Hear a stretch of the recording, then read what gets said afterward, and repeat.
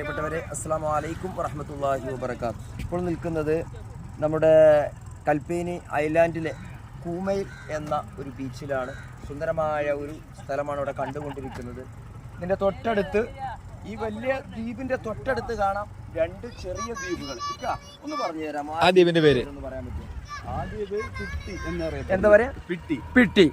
ഈ ദ്വീപ് ഏതാണ്? ഇത് തുലാക്കം. ഇത് നേരത്തെ എല്ലാം ഒരുമിച്ചായിരുന്നു.